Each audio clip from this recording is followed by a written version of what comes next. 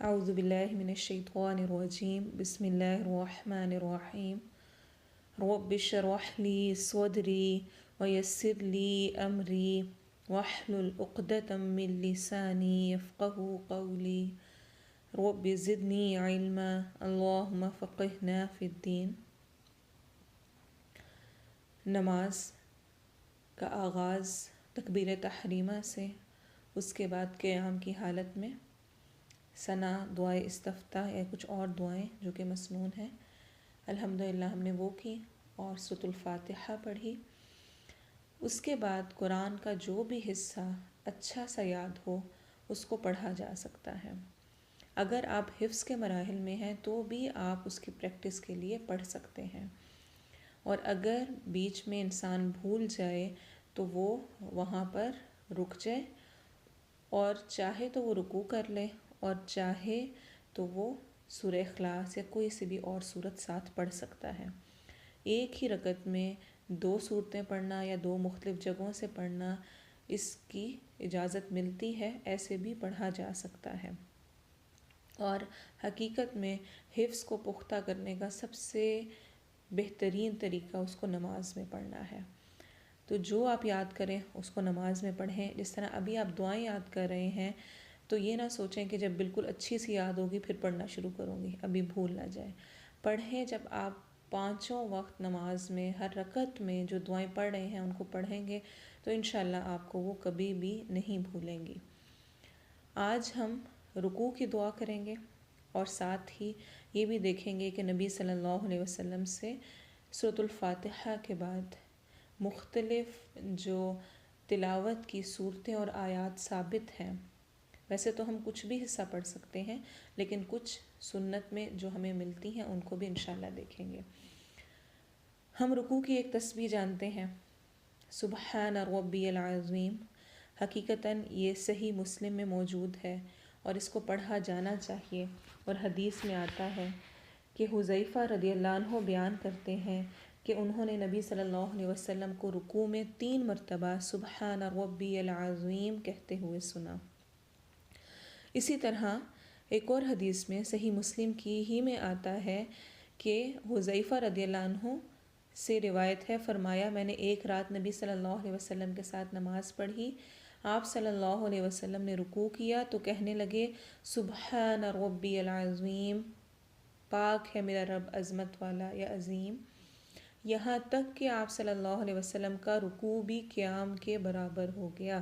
یعنی آپ نے اس کو اتنی دفعہ پڑھا سبحان ربی العظیم کو کہ جو قیام، جو ساری دعائیں سورۃ الفاتحہ تلاوت ہے، اس جتنا رکوع ہو گیا۔ اس سے یہ پتہ چلتا ہے کہ ہم 3 دفعہ کم از کم، اور اس سے زیادہ جتنی بھی دفعہ پڑھ سکیں، 5 ٹائمز 7 9 11، یا جتنا زیادہ بڑھا سکیں ہم اس کو بڑھا سکتے ہیں، لمبا رکوع کر سکتے ہیں۔ عائشہ رضی اللہ عنہما بیان کرتی ہیں کہ نبی صلی اللہ علیہ وسلم اپنے رکوع اور سجود میں یہ دعا کثرت سے پڑھتے تھے، سبحانک اللہم ربنا وبحمدک اللہم اغفر لی۔ سبحانک، پاک ہے تو، اللہم اے اللہ، ربنا ہمارے رب، وبحمدک اور تو ہی تعریف کے لائق ہے، اللہم اے اللہ، اغفر لی مجھے معاف کر دے، مجھے بخش دے۔ جب آپ الگ الگ پڑھیں گے تو اس کو اغفر لی نہیں پڑھیں گے، ایسے ہی جس طرح ہم نے پہلے پڑھا تھا اغسل نہیں پڑھیں گے، یہ زیر کے ساتھ آتے ہیں، اغفر لی، اغسل، اور کبھی کبھار پیش کے ساتھ۔ جب ایسا ہوگا تو میں آپ کو انشاءاللہ بتاؤں گی۔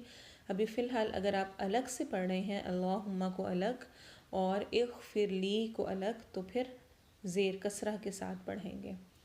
بہت ہی خوبصورت دعا ہے، اور یہ رکوع اور سجدے دونوں میں پڑھی جائے گی۔ آسان سی ہے، سبحانک اللہم ہمیں ویسے ہی آتا ہے، ربنا بیچ میں ایڈ ہے، وبحمدک، سبحانک اللہم وبحمدک ہم ثنا کے شروع میں پڑھتے ہیں، تو آپ نے ربنا بیچ میں اس کو یاد کر لینا ہے، اور اینڈ پہ اللہم اغفر لی۔ تو بہت آسان دعا ہے، لیکن نبی صلی اللہ علیہ وسلم اس کو بہت کثرت سے پڑھتے تھے، تو انشاءاللہ ہم نے بھی اس کو پڑھنے کی کوشش کرنی ہے۔ آئیے تھوڑی سی پریکٹس کرتے ہیں. سبحانک اللہم ربنا وبحمدک اللہم اغفر لی. سبحانک اللہم ربنا وبحمدک اللہم اغفر لی.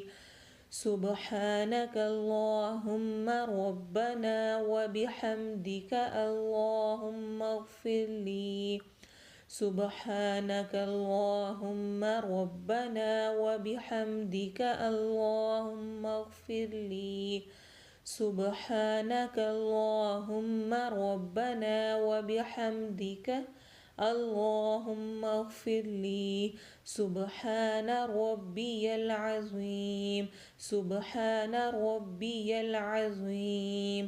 سبحان ربی العظیم. عظیم نہیں پڑھنا، عظیم. ضوا نرم بھی ہوتا ہے اور موٹا بھی ہوتا ہے، تو اس کا خیال رکھنا ہے.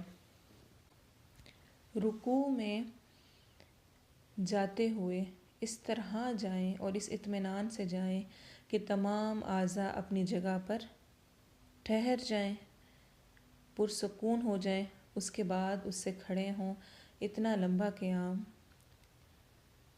اتنا لمبا، جتنا لمبا رکوع ہے ویسے ہی ہم آگے سجدہ بھی کریں گے، اور رکوع اتنا لمبا ہوگا جتنا کہ ہم قیام کر رہے ہیں.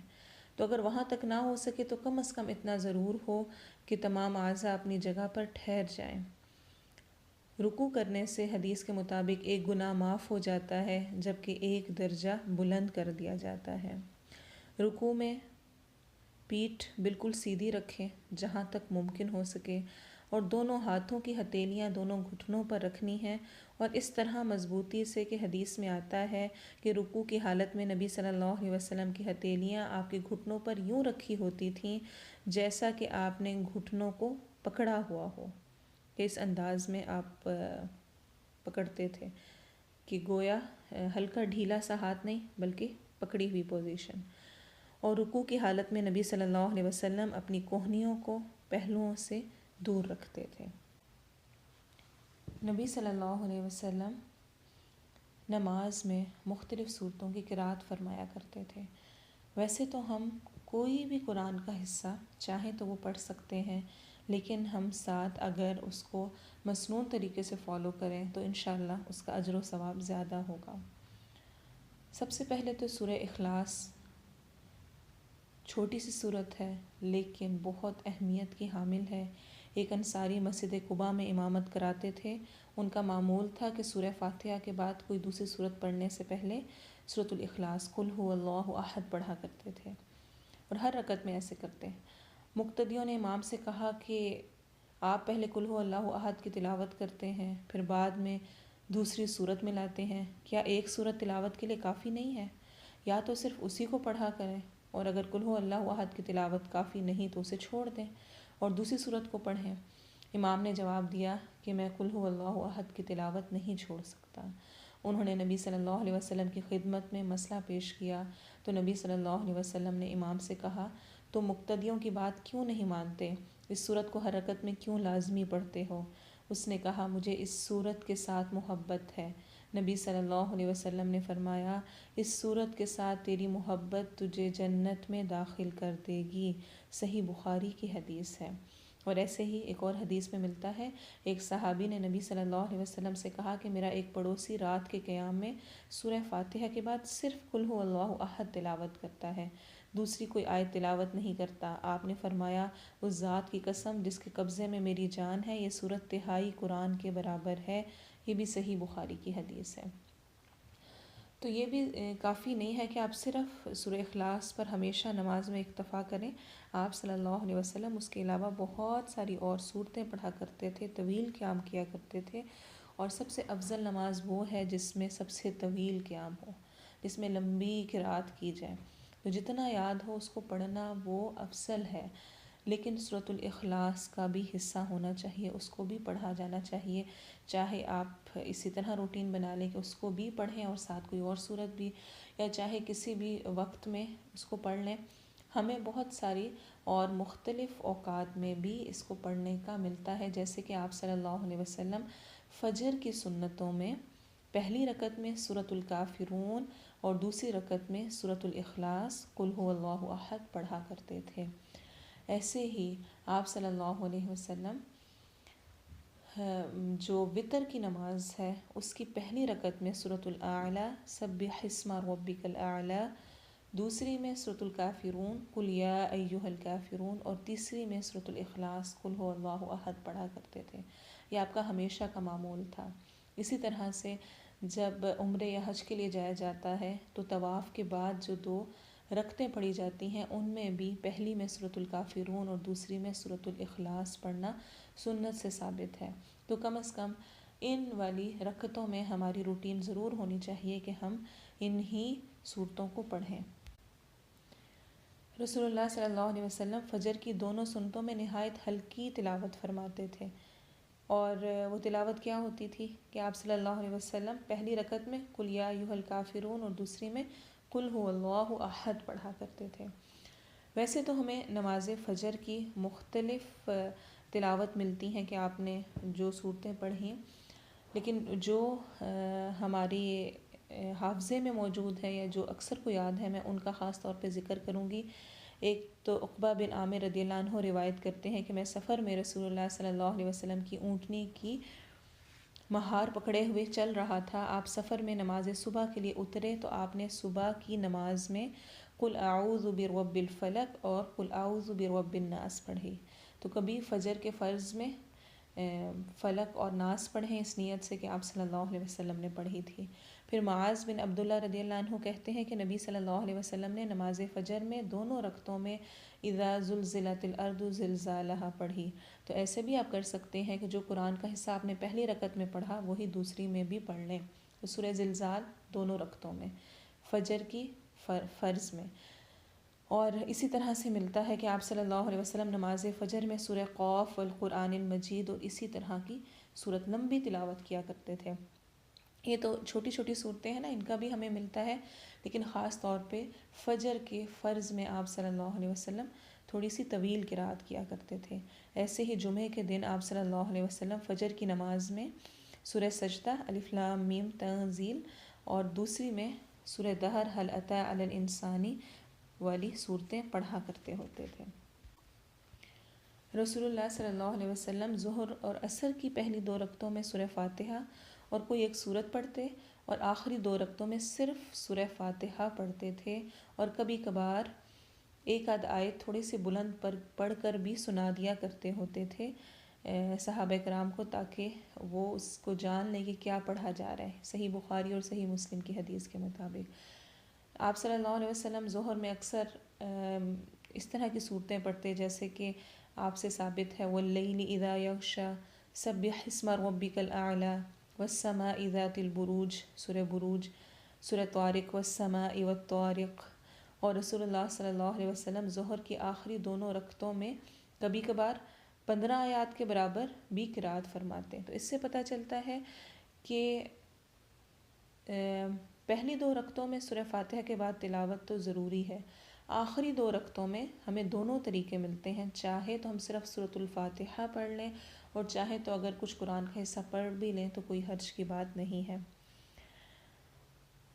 ابو معمر رحمہ اللہ نے خباب رضی اللہ عنہ سے کہا کیا رسول اللہ صلی اللہ علیہ وسلم ظہر اور عصر میں قرات کرتے تھے؟ خباب رضی اللہ عنہ نے کہا ہاں۔ ہم نے کہا کہ آپ کو کیسے معلوم ہوا؟ خباب رضی اللہ عنہ فرمانے لگے کہ آپ کی داڑھی کے جنبش سے۔ اس سے پتہ چلا کہ ظہر اور عصر کی نماز میں امام قرات اونچی آواز میں نہیں کرے گا بلکہ اپنے منہ میں ہی اس کو پڑھے گا۔ اور آپ صلی اللہ علیہ وسلم کا معمول تھا کہ آپ جماعت کراتے ہوئے پہلی رکعت کو اتنا لمبا کرتے کہ اگر کوئی نمازی رہ گیا تو وہ بھی اس نماز میں مل جائے۔ حدیث میں آتا ہے کہ بعض اوقات ظہر کی جماعت کی اقامت ہو جاتی اور کوئی شخص اپنے گھر سے بقیع قبرستان کی جانب قضائے حاجت کے لیے جاتا، وہاں سے فارغ ہو کر گھر آتا، وضو کرتا، پھر مسجد میں آتا تو ابھی تک نبی صلی اللہ علیہ وسلم پہلی رکعت میں ہی ہوتے تھے۔ صحیح مسلم کی حدیث ہے۔ جہاں تک ہو سکے دوسروں کو آسانیاں دینے کی کوشش۔ انشاءاللہ باقی حصے کو ہم کل دیکھیں گے۔ اللہ تعالی ہمیں عمل کی توفیق دے۔ سبحانک اللہم وبحمدک نشہد ان لا الہ الا انت نستغفرک ونتوب الیہ۔ اگر آپ کا کوئی بھی کویسچن ہو تو جو ہمارا آئیے نماز سنواریں ریفلیکشن ٹائم گروپ ہے اس کو جوائن کریں اور اس میں آپ سوال پوچھ سکتے ہیں۔ السلام